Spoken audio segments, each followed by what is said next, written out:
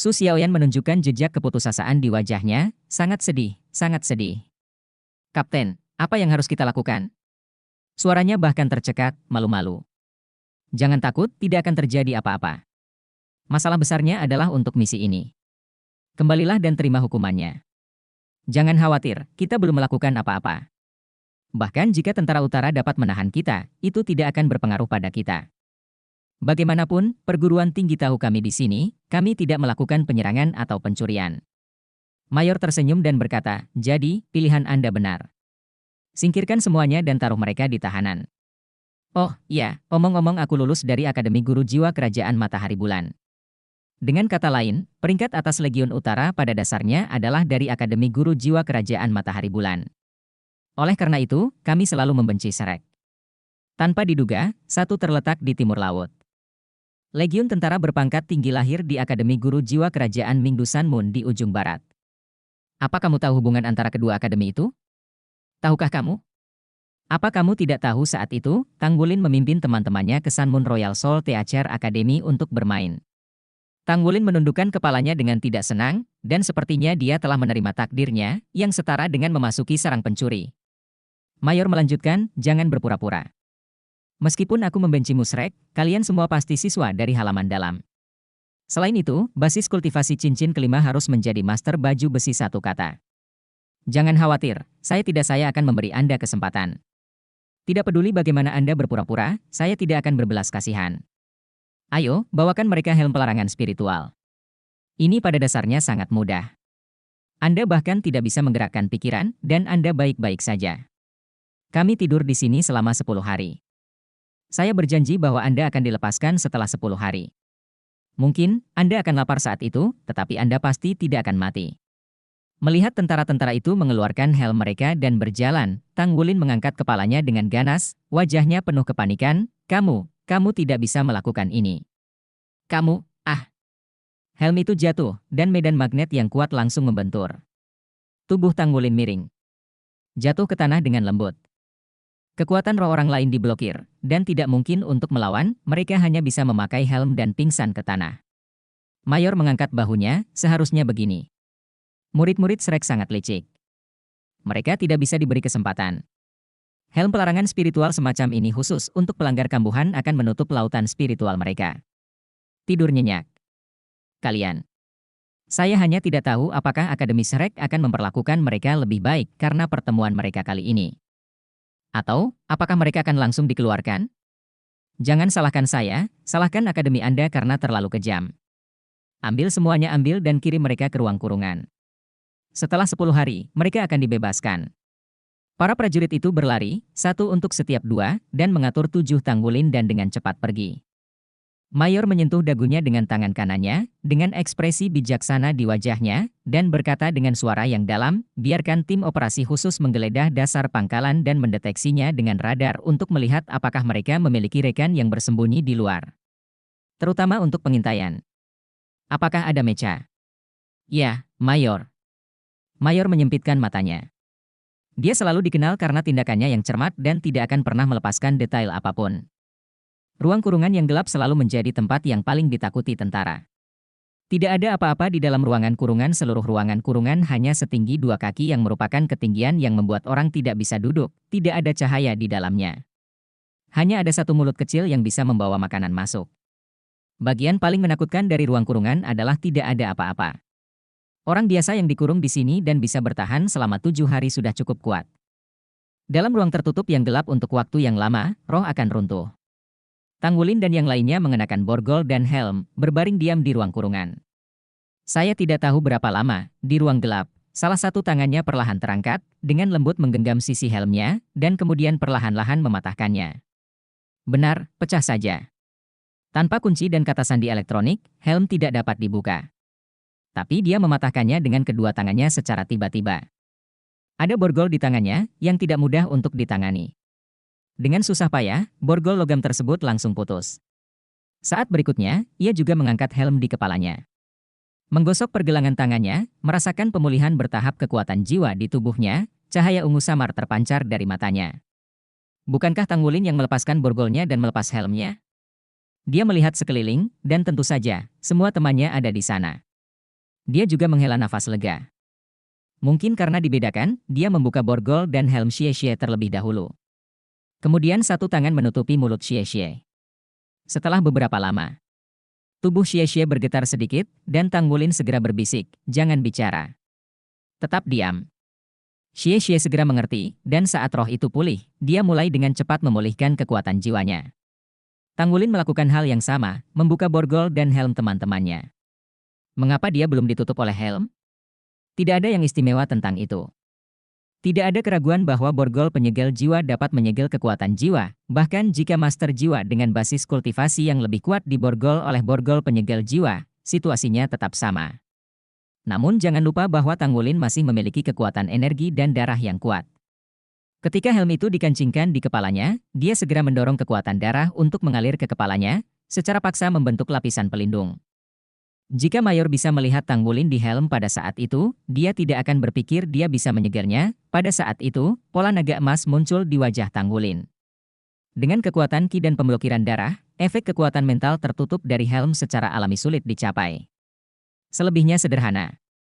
Ketika di luar cukup sepi, Tang Wulin segera mencabut larangan tersebut bagi dirinya dan rekannya. Akademi ini terlalu buruk. Xie Xie tidak bisa menahan diri untuk tidak berbisik. Nafas semua orang sedikit berat. Tapi bukan? Perguruan tinggi memilih kota Beihai bukan tanpa tujuan. Resimen Angkatan Laut Beihai di sini menahan mereka. Tidak heran semua orang yang mengetahui situasi pelatihan militer memandang mereka dengan rasa kasihan. Mereka sudah menghadapi situasi seperti itu bahkan sebelum mereka pergi ke pulau itu. Oke, percuma saja mengeluh. Akhirnya, situasinya tidak terlalu buruk. Setidaknya kita masih di dalam base, yang lebih baik daripada di luar. Xie Xie, kamu lepaskan klonnya dan keluar untuk pengintaian. Sambil berkata kemudian, Tang Wulin berguling dan datang ke pintu masuk ruang kurungan. Itu adalah pintu kecil, berat dan terkunci. Tang Wulin menyipitkan matanya, berkonsentrasi, merasakan situasi di luar. Tidak ada penjaga di luar. Mungkin itu karena dia terlalu percaya diri dengan efek dari borgol penyegel jiwa dan helm penyegel dewa, dan tidak ada penjaga di luar. Namun, Tang Wulin tidak mengambilnya sembarangan. Dia berbalik untuk menahan Xie Xie dan berkata, "Kamu harus berhati-hati saat keluar. Kamu hanya perlu mendeteksi di mana ada pesawat yang dipandu jiwa. Harus ada banyak tindakan pengamanan di pangkalan ini, jenis pencitraan termal. Pemindai tidak dapat menemukan Anda, tetapi penganalisis energi dapat. Jika ditemukan, Anda akan segera membiarkan klon menghilang. Bagaimanapun, mereka tidak akan curiga bahwa itu adalah pihak kami. Berhati-hatilah dan kembalikan beberapa hal yang berguna sebanyak mungkin sesuatu. Oke, jangan khawatir, serahkan padaku." Xie Xie mengangguk ke Tang Wulin. Tang Wulin mengulurkan tangan kanannya, tidak secara langsung mencoba membuka pintu, tetapi datang ke sisi ruang kurungan. Sisi ini adalah ventilasi. Saya melepaskan pintu masuk dan merasakan melalui kekuatan mental. Ventilasi ini sangat kecil. Manusia normal tidak bisa keluar. Pergi, tapi klonmu harusnya baik-baik saja. Xie Xie mengangguk dan berkata, "Tidak masalah, aku bisa mengkompres klon bentuk energi. Selama ada celah di lengan, aku bisa keluar." Bab 807 Rencana. Oke. Ayo. Tang Wulin mengusap cakar naga emas itu dengan ringan. Setelah membuka lubang ventilasi, cincin roh Xie Xie menyala, dan klon naga bayangan terbelah, memegang belati naga bayangan di tangannya, dan diam-diam menyelinap ke dalam ventilasi. Di bawah kendali Xie Xie, klon tersebut berkontraksi dan menggeliat dengan gerakan peristaltik tubuh, dan segera keluar. Di luar adalah koridor, dan dua baris di sekitarnya adalah ruangan tertutup. Xie Xie melihat sekeliling sebentar, dan tidak ada gerakan. Dia berjalan dengan hati-hati di sepanjang dinding, mengamati sekeliling saat dia berjalan. Karena itu adalah klon dan klon yang tidak terlihat, dia sebenarnya tidak takut ditemukan, tetapi dia tidak dapat ditemukan di sisi ruang kurungan, karena itu akan mengingatkan orang-orang dari Legiun Utara bahwa mereka telah melarikan diri. Untungnya, tidak ada penganalisis energi di sini. Ruang kurungan bukanlah area terlarang militer yang penting, hanya digunakan untuk menahan tentara yang melanggar disiplin militer. Tidak ada kontrol akses ke area terpisah seperti penjara, dan dia keluar dengan lancar.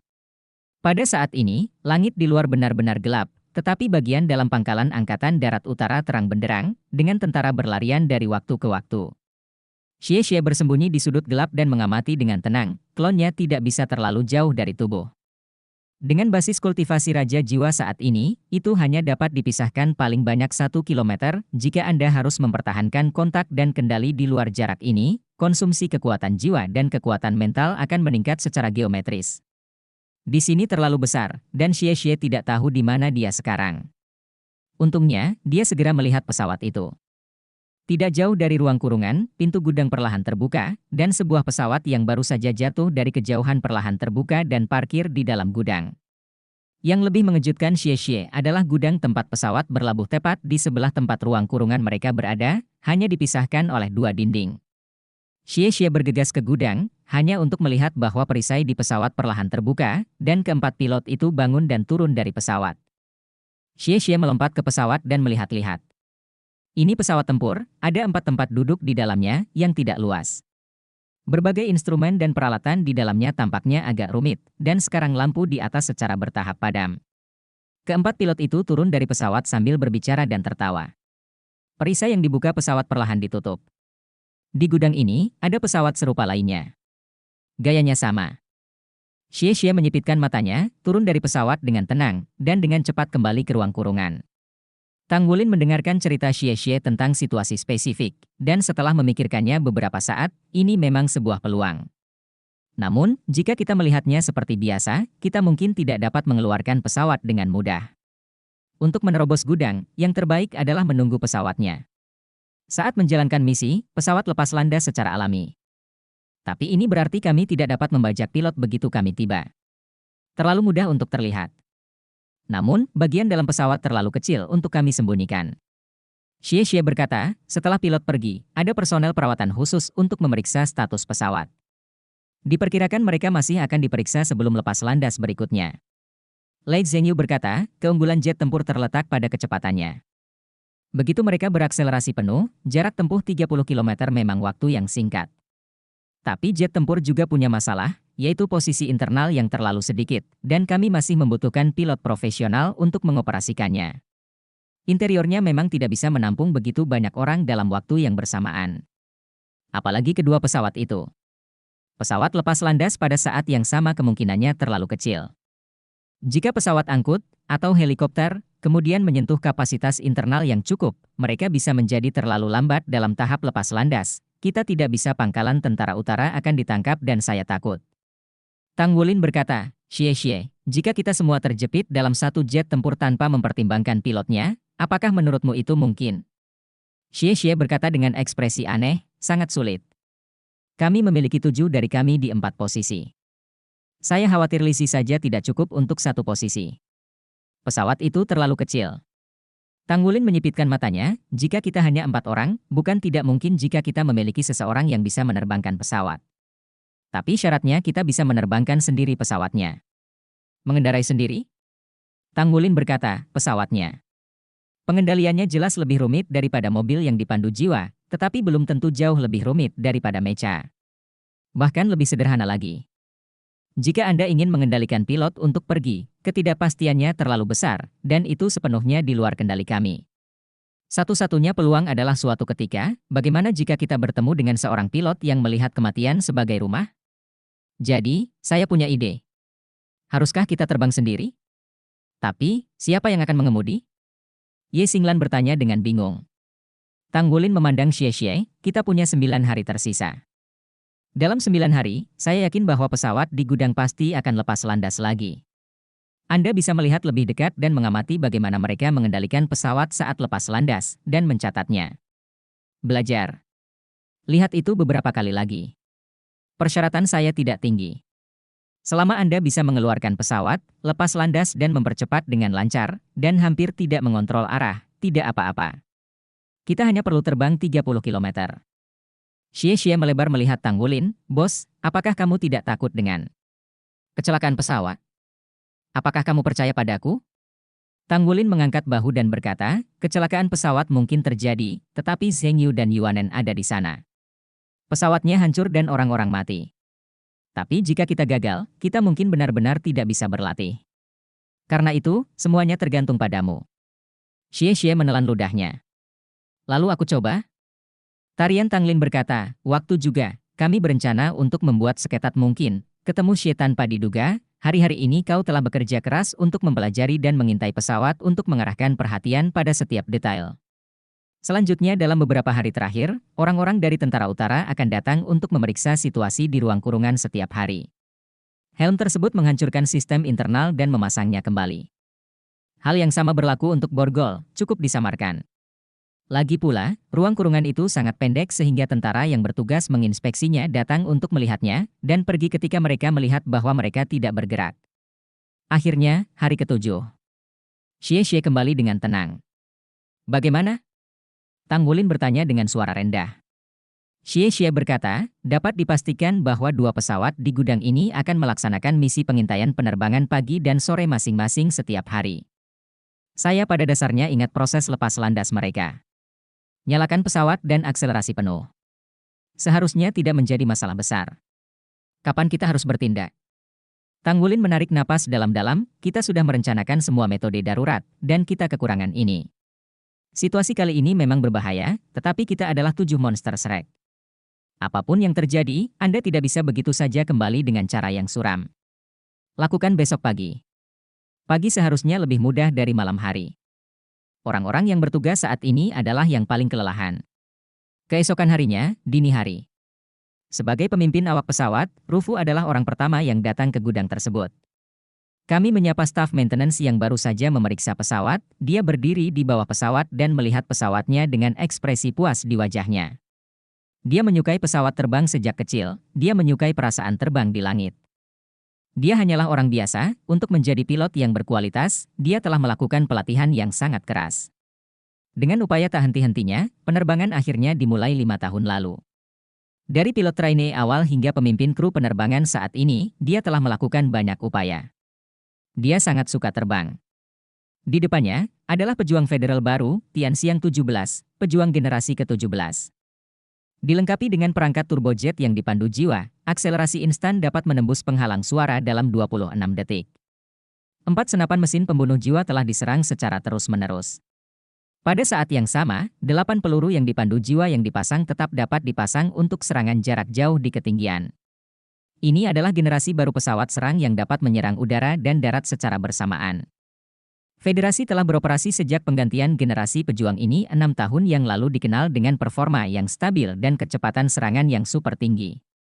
Ini paling cocok untuk serangan terus-menerus dengan mecha atau sebagai dukungan api untuk Legion Mecha. Pesawat tempur Tianxiang 17 memiliki panjang total 36 meter dan lebar sayap 29 meter, dilengkapi dengan mesin turbojet dan perlu meluncur 900 meter untuk lepas landas dari tanah. Semua data ini telah lama tertanam di hati Rufu, dia sangat mencintai petarung dan sangat akrab dengan setiap detailnya. Awak penerbangan lengkap Tianxiang 7TN terdiri dari 4 orang, pemimpin kru adalah kapten, wakil kapten, penembak senjata, dan penembak rudal. Kapten bertanggung jawab terutama untuk mengendalikan Tianxiang 7TN, dan wakil kapten bertanggung jawab untuk panduan arah, menghubungi menara, dan mengendalikan radar. Penembak meriam dan penembak rudal persis seperti namanya, dan penembak rudal bertanggung jawab atas kunci sistem kendali tembakan. Ini juga yang menjadi alasan mengapa Tianxiang 7TN harus dilengkapi dengan 4 pilot. Bab 808 boarding. Dan dengan pesatnya perkembangan pejuang modern, mereka maju ke arah yang lebih sedikit. Dengan berkembangnya Soul Gui dan C Intelligence, dikatakan bahwa pejuang generasi penerus hanya membutuhkan 2 orang untuk menyelesaikan semua kendali dari 4 orang saat ini. Rufu mengecek setelan penerbangannya, sebagai orang biasa, dia membutuhkan perlindungan penuh terhadap setelan penerbangan dan helm untuk menahan dampak dari penerbangan berkecepatan tinggi pesawat tempur itu. Dia selalu menjadi orang yang ketat, yang juga merupakan alasan penting mengapa dia bisa menjadi pilot andalan. Kapten. 3 awak yang mengenakan pakaian yang sama dengan dia masuk dari luar, dan itu adalah 3 temannya yang lain. Senyuman muncul di wajah Rufu dan menyapa mereka. Tiba-tiba, tangan yang dia lambaikan menegang di udara, karena dia terkejut melihat sesosok yang jatuh dari langit, hampir hanya sekejap, dan ketiga temannya perlahan-lahan jatuh ke tanah. Serangan musuh. Rufu langsung bereaksi, tapi saat dia membuka mulutnya untuk berteriak keras. Tiba-tiba, di depannya menjadi gelap, dan perlahan-lahan jatuh ke tanah. Pengintaian. Sebuah suara rendah terdengar. Beberapa sosok meledak dari sekitar dan dengan cepat memeriksa sekeliling, mereka tersembunyi di sudut gelap dan tidak pernah membiarkan diri mereka terekspos. Karena misi penerbangan akan segera dilaksanakan, gerbang gudang sudah terbuka, dan bagian dalam bisa terlihat dari luar. Mayat keempat awak dengan cepat diseret ke sudut. Di kejauhan, beberapa orang mengacungkan jempolnya kepada orang yang membuat suara itu. Asrama, Xie. Tang Wulin melambai pada Xie. Xie menyentuh Rufu dan mendapatkan sebuah controller dengan tombol bulat. Pada saat yang sama ia melepas helmnya dan meletakkannya di atas kepalanya. Menekan tombol di tangan menuju pesawat tempur Tianxiang 17. Tiba-tiba, palka di bagian atas pesawat perlahan terbuka. Ya, Strike Seven Devils yang menyerang anggota kru ini. Tentu saja mereka tidak akan menjadi pembunuh, mereka hanya membuat keempat Rufu tercengang. Pada saat ini, wajah semua orang di Strike Seven Devils terlihat gugup dan bersemangat. Ini, meminjam, pesawat. Apalagi tidak satupun dari mereka yang pernah menerbangkan pesawat tempur. Ini bukan lelucon. Mulai saat ini, mereka telah melakukan sesuatu yang ilegal. Tentu saja, selama mereka bisa terburu-buru, saya yakin Akademi akan menyelesaikannya untuk mereka. Xie melompat ke pesawat terlebih dahulu dan duduk di kursi pilot utama. Ye Xinglan juga bergegas dan duduk di kursi penumpang di sebelahnya. Masing-masing posisi ini dinegosiasikan terlebih dahulu. Tang Wulin melompat ke sayap pesawat dan melemparkan seorang kaisar perak biru, menjerat tubuh Sulisi, menarik ke atas, dengan kekuatannya, langsung melemparkan tubuh Sulisi ke atas, dan mendarat tepat di kabin. Di antara mereka, Su Xiaoyan juga dikirim ke kabin oleh Lei Zhengyu pada waktu yang hampir bersamaan. Xie dengan cepat mengendalikan konsol pesawat di depannya dengan kedua tangan. Bos, saya perlu sidik jari dan pengenalan murid. Tang Wulin melambaikan tangannya, dan seorang kaisar perak biru terbang keluar, mengikat Lufu di sudut bawah, menggoyangkan pergelangan tangannya. Kaisar perak biru melempar Lufu, seperti trapeze. Rumputan perak biru lainnya muncul, membungkus tubuhnya di udara, menariknya secara horizontal, dan saat berikutnya, dia jatuh ke dalam genggaman Tang Wulin. Tang Wulin mengangkat Lufu, dan melompat ke posisi hidung ramping, dan menyerahkan Lufu kepada Xie. Xie mengambil jari Lufu, lalu memiringkan kepalanya untuk mengidentifikasi sidik jari dan pupil.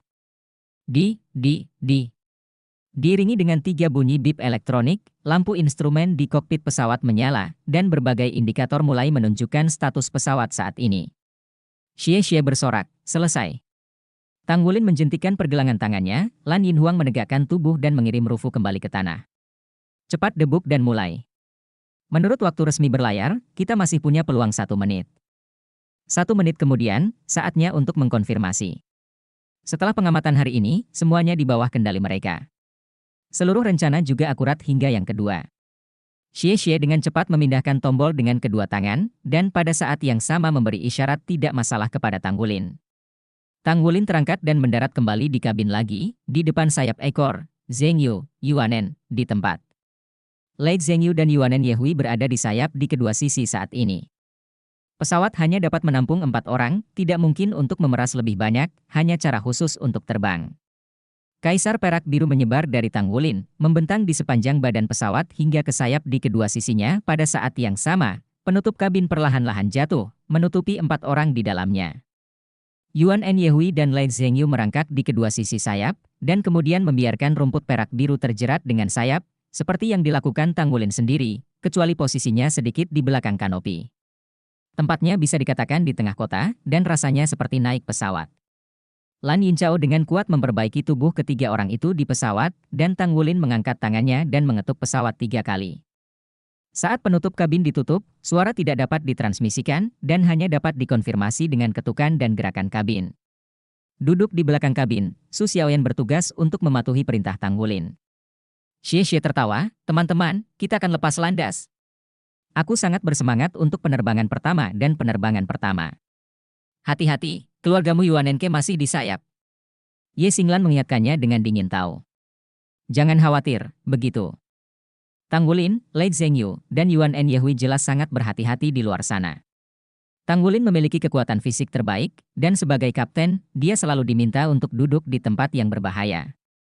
Yuan Yehui dan Lei Zhengyu memiliki sayap dan dapat terbang pada saat-saat kritis. Meskipun terpisah dari pesawat di ketinggian, kemampuan bertahan mereka cukup untuk membuat mereka tetap hidup. Jadi secara alami mereka adalah pilihan terbaik di luar kabin. Xie mengendalikan pesawat seolah-olah, ignite. Dia berteriak pada dirinya sendiri dan menekan tombol merah. Tiba-tiba, Tianxiang 17 berguncang dengan keras, dan suara mendengung yang keras mengikuti. Turbojet di belakang mulai berputar dengan kecepatan tinggi, dan aliran udara yang kuat perlahan-lahan menyembur keluar dari pesawat, mendorong pesawat untuk meluncur perlahan ke depan. Tianjiu, mengapa Anda menyalakan kunci kontak terlebih dahulu? Tolong jawab. Saat ini, earphone Xie mendengar pertanyaan cepat. Dia segera merendahkan suaranya dengan sengaja dan menjawab, ada beberapa tepuk tangan kecil, dan staf pemeliharaan meminta saya untuk mencoba uji pengapian. Mengapa Anda tidak melaporkan kegagalannya dulu? Ada kesalahan dalam proses Anda.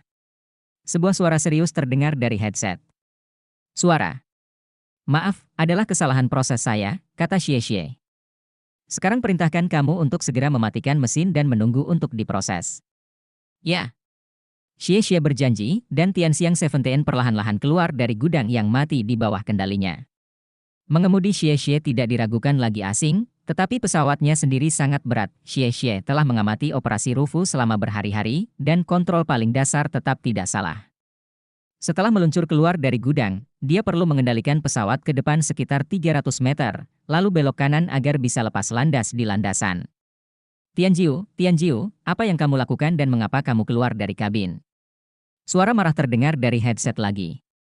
Xie tiba-tiba mengangkat suaranya dan berkata dengan ngeri, sistem kontrol tidak berfungsi, meminta dukungan. Suaranya sangat cemerlang sehingga Ye Xinglan tidak bisa membantu tetapi terlihat sedikit, karena saat ini kedengarannya seperti ini tidak sama sekali. Suara biasa Xie berubah. Bab 809 terbang tinggi. Jangan panik, cobalah yang terbaik untuk mengontrol. Mobil reparasi akan segera datang kepada Anda. Mungkin dikendalikan agar tidak bertabrakan. Di sisi lain menara, tampaknya tenang. Kontrol? Tentu saja harus dikontrol, tapi dikendalikan agar lepas landas dengan cepat. Xie mendorong tuas penggerak, dan pesawat dengan cepat berbelok, karena kecepatannya agak terlalu cepat. Saat berbelok, pesawat miring dan sayap di kedua sisi berkibar, tetapi jauh lebih cepat dari kecepatan normal dan meluncur langsung ke landasan. Tianjiu, aku peringatkan. Siapa kamu yang berani membajak pesawat? Ini kejahatan besar, ulangi, ini kejahatan besar, segera hentikan, jika tidak, pangkalan berhak menghancurkanmu. Suara menara tiba-tiba berubah. Ini semakin dingin. Xie terkejut, ini ditemukan, bagaimana mungkin? Dia pikir dia belajar banyak. Duduk di barisan belakang, Sulisi tiba-tiba mencubit sesuatu dari atas kabin dan menariknya ke bawah. Saya pikir, ini mengekspos kami. Ini adalah kamera kecil.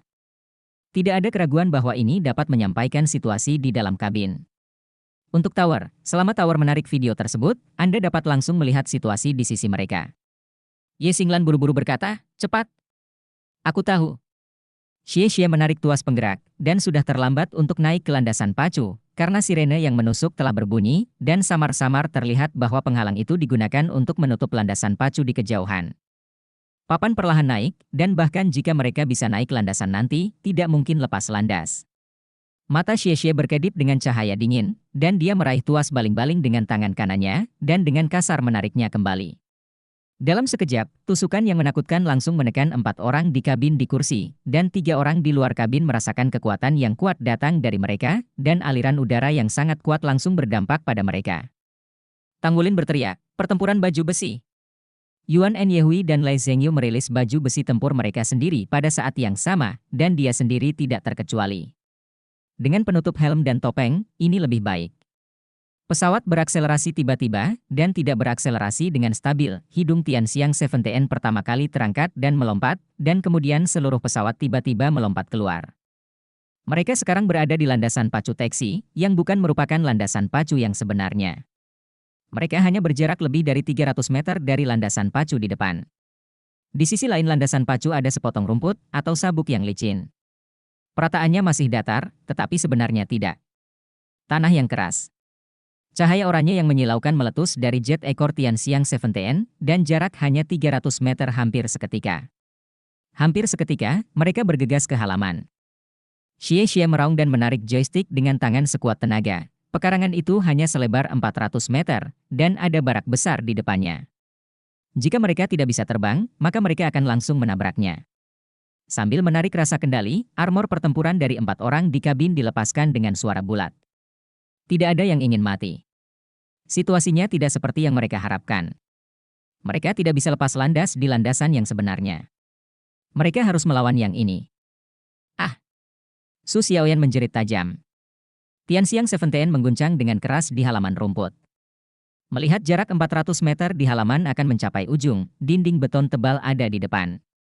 Pada saat ini, pesawat bergetar hebat dan kekuatan kuat Tianxiang Seventeen pecah dan hidungnya mengarah ke atas. Semua getaran tiba-tiba berhenti. Dinding beton di depan tampak tenggelam ke bawah dan semburan suara datang dari bagian bawah pesawat. Ada suara retakan yang keras, tetapi di saat berikutnya, mereka masih terbang ke langit. Wow! Itu terbang! Xie berteriak dengan semangat. Telah terjadi tabrakan, cepat periksa bagaimana situasinya. Ye Xinglan meraung padanya. Xie melihat sekilas ke instrumen, lalu mengangkat bahu, dan berkata, maaf, saya tidak mengerti. Apakah menurut Anda saya benar-benar dapat mengendalikan seluruh pesawat hanya dengan melihat kontrol orang itu selama beberapa hari? Menilai dari situasi saat ini, kita setidaknya sedang terbang di udara, ini disebut terbang. Haha. Percepat, percepat. Sambil berbicara, dia dengan kasar menarik kendali indera, dan pesawat dengan cepat naik. Suara marah dari menara datang dari headset, cepat mundur, jika tidak, itu akan segera meluncurkan serangan darat ke udara. Ini bukan peringatan, ini adalah perintah. Pada saat ini, di tanah, serangkaian sinar panduan jiwa melewati udara. Tarik kecemerlangan yang mempesona. Tidak ada keraguan bahwa sinar penuntun jiwa ini digunakan untuk memperingatkan mereka. Anda memiliki kemampuan untuk menembak jatuh Laozu. Sejujurnya, kami adalah 7 monster Shrek dari generasi ini. Jika kami mati, Anda akan menunggu kemarahan dari Akademi Shrek. Xie meraung dan kemudian menutup dengan cepat. Komunikator. Pangkalan Resimen Angkatan Laut Utara, Menara. Menara sudah dalam kekacauan saat ini, dan sistem pemantauan menunjukkan bahwa Tianxiang 17 terpaksa lepas landas hanya dalam 700 meter dengan landasan pacu dan halaman yang terpasang. Meskipun ditemukan pada waktunya, semua ini datang begitu tiba-tiba sehingga semua orang tidak dapat bereaksi untuk pertama kalinya. Situasi ini bisa dikatakan belum pernah terjadi sebelumnya. Dan ketika kata Shrek Seven Monsters berasal dari komunikator, para staf di antara penonton sedikit bingung. Komandan dari tim operasi khusus benar, Resimen Angkatan Laut Utara adalah halaman belakang Akademi Master Jiwa Kerajaan Matahari Bulan. Tetapi karena itu, orang-orang di sini memiliki pemahaman yang lebih baik tentang apa arti Akademi Shrek dan apa yang diwakilinya. Alasan mengapa Resimen Angkatan Laut Utara tidak memiliki seorang siswa lulusan Akademi Shrek memiliki banyak arti politik tanpa dukungan federasi, ini tidak mungkin. Siapa yang tidak tahu bahwa Master Roh terbaik di daratan berasal dari Shrek? Namun, meskipun mereka menolak Shrek lagi, mereka tidak akan mengetahui dengan jelas arti dari kata-kata Shrek Seven Monsters. 5 kata sederhana ini adalah simbol dari seluruh Shrek. Jika Shrek Seven Devils benar-benar mati di sini, maka itu pasti akan menjadi peristiwa yang sensasional bagi seluruh federasi. Kolonel Liu Ming, komandan tertinggi menara, berubah menjadi hijau saat ini. Bagaimana situasinya? Kapan 7 setan Shrek tiba di pangkalan Resimen Angkatan Laut Utara? Berita yang dia dapatkan hanyalah bahwa beberapa orang tajam telah ditangkap di dalam pangkalan, mungkin dari Akademi Shrek, dan dia hanya perlu menahan mereka selama beberapa hari sebelum membiarkan mereka pergi. Namun, situasi yang dilaporkan oleh Mayor adalah bahwa para siswa Shrek ini seharusnya mengenakan borgol penyegel jiwa dan helm penyegel helm. Mengapa mereka bisa menerbangkan pesawat untuk lepas landas? Kolonel, apa yang harus saya lakukan? Staf di menara semuanya melihat ke arah Liu Ming. Nafas Liu Ming agak pendek, segera hubungkan saya dengan komunikasi jenderal. Komandan Resimen Angkatan Laut Utara, Letnan Jenderal Shen Yu, adalah generasi baru bintang yang mempesona di militer. Dia telah menjadi Letnan Jenderal pada usia 38. Diupgrade oleh Federasi dengan luar biasa. Jenderal, ini situasinya, mohon instruksikan. Kolonel Liu Ming menyelesaikan laporannya secepat mungkin. Ada keheningan di sisi lain komunikasi. Sky Flying Corps lepas landas, dan Corps Match pertama Laut Utara lepas landas. Pastikan keselamatan mereka. Luncurkan perlindungan udara. Jika memungkinkan, paksa mereka untuk kembali dan mendarat. Jika mereka bersikeras, pastikan mereka melakukannya. Keamanan. Ya, saya mengerti. 7 setan Shrek. Keterkejutan dari kata-kata ini terlalu kuat, bahkan jika itu adalah seorang letnan jenderal, dan seorang letnan jenderal yang dalam keadaan tidak harmonis dengan Akademi Shrek, keduanya tidak berani membiarkan mereka mati di wilayah mereka sendiri. Shen Yu, mengenakan seragam, berdiri di kantor. Tingginya sekitar 1,7 meter dan memiliki seragam militer lurus. Bertahun-tahun tidak meninggalkan terlalu banyak bekas di wajahnya. Dia tampak seperti baru berusia sekitar 30 tahun. Dan dia juga sangat cantik. Saat itu, ketika dia berada di Akademi Master Jiwa Kerajaan Sun Moon, dia juga merupakan sekolah tingkat bunga. Meminta Mayor Bing Feng untuk menemuiku. Shen Yu menekan tombol di atas meja dan memberi perintah. Shrek Seven Devils? Shen Yu mengerutkan kening. Mereka mendapat kabar bahwa siswa dari halaman dalam Akademi Shrek datang untuk melakukan pengalaman itu. Dia tahu tradisi Shrek, bahkan pernah mengirim orang untuk mencoba pergi ke pulau itu. Sebagai Panglima Resimen Angkatan Laut Utara dan Wakil Panglima Daerah Militer Timur Laut, dia masuk militer, terutama di resimennya sendiri. Memiliki tingkat suara yang tinggi. Namun, jelas bahwa pendekatannya dikritik keras oleh atasannya dalam waktu singkat. Karenanya, baginya, pulau itu adalah misteri. Shrek datang lagi dan mengaku sebagai Shrek Seven Devils. Jika benar, maka itu sangat merepotkan. Akademi Shrek selalu menjaga kekurangannya. Jika 7 setan Shrek mengalami kecelakaan dengannya, tidak peduli bagaimana dia menjelaskannya secara wajar, saya khawatir dia tidak akan bisa menenangkan kemarahan Akademi Shrek. The7 Shrek Monsters tidak memilih sembarangan, itu pasti setelah generasi Shrek Seven Devils sebelumnya pensiun dan dunia luar tidak tahu berapa lama waktu yang dibutuhkan sebelum mereka bisa memilih lagi. Dan sejalan dengan prinsip Ningque tidak dibanjiri, jika calon yang baik tidak cukup, lowongan tidak akan muncul. Bab 810 Tangkapan Udara. 7 monster Shrek di masa lalu tidak memiliki ketidaknyamanan dan sangat berbakat. 2 dari 7 monster Shrek dari generasi sebelumnya jatuh karena peristiwa khusus. Saat itu, Akademi Shrek yang tadinya tertidur dan lembut, tiba-tiba menunjukkan taringnya. Aksi balas dendam yang mengerikan itu masih segar dalam ingatan orang. Shen Yu juga melihatnya di informasi rahasia militer. Insiden itu secara langsung menyebabkan penggantian 16 anggota federal. Jelas tidak ada di antara orang-orang yang tahu apa yang terjadi, tetapi saat itu menyebabkan guncangan hebat bagi seluruh federasi. Adapun apa yang terjadi, tidak ada catatannya. Hanya mengatakan bahwa konsekuensinya sangat serius. Semua orang yang terkait dengan 2 Shrek Seven Devils yang tewas berubah ke derajat yang berbeda. Itu jelas bukan perubahan yang mau diterima siapapun. Pada saat ini, Xie mengendalikan pesawat untuk naik ke udara, dan kecepatan Tianxiang 7TN sangat cepat, jauh melebihi mecha biasa. Pedang yang berkedip, laut sudah terlihat. Xie jelas tidak memiliki pengalaman dalam pengendalian pesawat, tetapi arahan sederhana masih bisa menyelesaikan kendali. Setelah naik ke langit, dia langsung terbang ke laut. Yang mereka butuhkan sekarang adalah menemukan pulau itu. Di mana pulau itu? Xie melihat jauh, 30 km, jarak yang terlihat di udara. Namun, matanya segera kusam. Karena dia tiba-tiba menemukan bahwa ada pulau-pulau di laut yang jauh, tetapi itu bukan pulau kecil, tetapi pulau utuh. Melihat sekeliling, setidaknya 1 atau 200 pulau yang tersebar padat di laut yang jauh. Dalam kisaran, apa yang harus dilakukan? Dia melihatnya, dan Ye Xinglan secara alami melihatnya. Ye Xinglan memutar matanya, bagaimana saya tahu apa yang harus dilakukan? Saya bukan kapten. Saya tidak bisa menghubunginya sekarang. Mari terbang dan membicarakannya. Masalah besarnya adalah kita akan menemukannya di pulau. Xie berkata dengan marah, akademi itu terlalu kejam.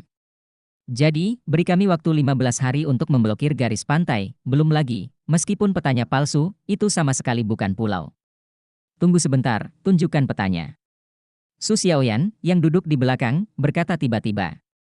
Peta itu ada di tangan Ye Xinglan. Dia bertanggung jawab sebagai pilot, dan dia menyerahkannya. Su Xiaoyan berkata, bahkan jika perguruan tinggi itu curang, setidaknya bentuk pulau di peta yang mereka berikan kepada kami tidak boleh salah. Xinglan, Anda dapat mencari bentuk pulau itu. Dari langit, dapatkah Anda menemukan sesuatu yang serupa? Jika ada yang mirip, kita akan pergi ke sana. Mata Ye Xinglan berbinar dan menjentikan jarinya, masuk akal, Xiaoyan kamu terlalu pintar. Terbang ke sana. Ye Xinglan menunjuk ke arah pulau, lalu matanya cahaya ungu berkedip-kedip, melihat jauh, mencari pulau yang bentuknya mirip dengan peta. Pada saat ini, Tang Wulin memejamkan mata ke bagian belakang pesawat, dan arus udara yang kuat mengenai tubuhnya. Untungnya, Kaisar Perak Biru secara paksa diperbaiki, dan tubuh mereka cukup kuat. Jika tidak, mereka sudah lama tidak dapat menahannya. Dalam posisinya, dia tidak bisa melihat apa yang sedang terjadi di bawah. Sekarang dia hanya bisa menunggu Xie Xie dan yang lainnya untuk memastikan menemukan tempat yang cocok. Pada saat ini, tiba-tiba, dua peluit terdengar. Tang Wulin dengan enggan mendongak dan melihat dua bayangan melewati kedua sisi Tianxiang 7TN secara instan. Mereka juga dua petarung, tapi mereka jauh lebih cepat dari mereka. Kedua pejuang itu mengambil satu putaran, memblokir di depan mereka, dan terbang dengan kecepatan yang sama dengan mereka. Segera setelah itu, dua petarung lagi muncul di kedua sisi, dan dua lagi muncul di belakang mereka. Semua mempertahankan kecepatan yang sama dengan mereka. Di headphone Xie Xie, suara itu muncul lagi. Perintahkan kamu untuk segera kembali, jika tidak, itu akan hancur langsung di udara. Xie Xie dengan jijik berkata, jika kamu memiliki kemampuan, kamu akan menghancurkannya, lalu bagaimana? Sambil berkata, dia membanting joystick dan pesawat tiba-tiba berakselerasi. Dia bergegas ke bawah secara diagonal. Belum lagi para pejuang resimen Angkatan Laut Utara, bahkan Ye Xinglan terkejut olehnya. 6 pesawat tempur di udara dengan cepat mengubah arah penerbangan mereka dan terus mengepung mereka. Tidak diragukan lagi, keterampilan terbang Xie Xie tidak dapat dibandingkan dengan mereka. Menara kontrol. Letnan Jenderal Shen Yu, yang mengenakan seragam, telah tiba di sini dengan kecepatan tercepat, dan Mayor yang telah menangkap 7 Tang Wulin berdiri di sampingnya, tetapi pada saat ini ekspresi Mayor agak terganggu. Bagaimana situasinya? Jenderal Shen Yu bertanya pada Kolonel Liu Ming. Mereka sangat kuat dan menolak untuk kembali.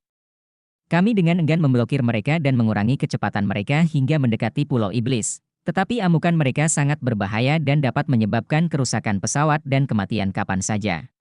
Jenderal, apakah Anda melakukan penangkapan udara? Liu Kolonel Ming berkata dengan suara yang dalam. Shen Yu mengerutkan kening. Berapa lama Korps Mecha Pertama Laut Utara akan berada di tempat? Kolonel Liu Ming berkata, kita akan berada di tempat dalam 1 menit. Pasukan pertama akan berada di tempat dalam 20 detik. Shen Yu sedikit menghela nafas. Setelah Legiun Mecha ada di tempat, segera tangkap mereka di udara. Bawa mereka kembali padaku. Ingat, aku ingin hidup dan tidak menyakiti mereka. Pahami. Pejuang lebih baik dalam menyerang di udara jika tidak ada pasukan match. Dengan kerjasama, sangat sulit untuk menyelesaikan penangkapan. Tianxiang 7TN. Bajingan ini, mereka benar-benar menggunakan aliran udara ekor untuk mempengaruhi kita. Tidak bisa terburu-buru, apa yang harus saya lakukan? Xie Xie sangat kesal saat ini. Mereka sangat dekat dengan pulau. Tetapi kontrol 6 pesawat di udara sangat bagus, dan serangkaian blok terus dilakukan, membuatnya menyimpang dari jalur.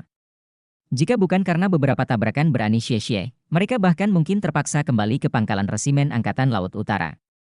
Tapi ini bukan solusi. Xie Xie adalah orang yang setengah hati, dan tingkat kendali atas pesawat sangat terbatas. Dan itu tidak bisa bertabrakan. Dua pesawat lainnya benar-benar mencapai keseimbangan vertikal udara sekarang, dan aliran udara dari jet turbin di bagian ekor mengenai pesawat mereka. Akibatnya, pesawat mereka tenggelam dan melenceng dari jalur semula. Beberapa pesawat lain mengikuti pola yang sama, menuntun mereka untuk terbang ke samping. Tidak ada keraguan bahwa keenam dari mereka semua adalah pilot andalan. Ada terlalu banyak cara untuk berurusan dengan Rookie kecil Xie Xie. Tanya Kapten, apa yang harus saya lakukan?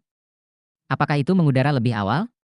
Ye Xinglan ragu-ragu sejenak dan segera berkata kepada Su Xiaoyan. Su Xiaoyan buru-buru membuat beberapa gerakan sederhana ke Tang Wulin melalui pelindung kabin. Tang Wulin secara alami melihat serangkaian pengaruh pada mereka dari pesawat di sekitarnya. Cahaya dingin di matanya berkedip-kedip. Dia melambaikan tangannya ke Su Xiaoyan dan kemudian menunjuk dirinya sendiri. Pada saat ini, di dalam kabin, Xie Xie tiba-tiba berteriak, "Mecha!" Di bawah, total 6 mecha melesat lewat, dan kecepatan mereka tidak lebih lambat dari para pejuang. Semuanya memiliki lapisan hitam dan muncul di bawah mereka dengan cepat. Dan pada saat ini, keenam pesawat yang mengelilinginya menonjol dengan lubang peluncuran. Segera setelah itu, jala besar dilempar ke udara dengan kecepatan tinggi, Tianxiang 7TN terselubung di dalamnya. Jaring besar ini diluncurkan dengan sangat cerdik, menghindari jet turbin, dan langsung diluruskan setelah jala menangkapnya. Kekuatan 6 pesawat jelas jauh lebih kuat daripada 1 pesawat, jadi saya bawa langsung untuk terbang kembali. Tangkapan udara.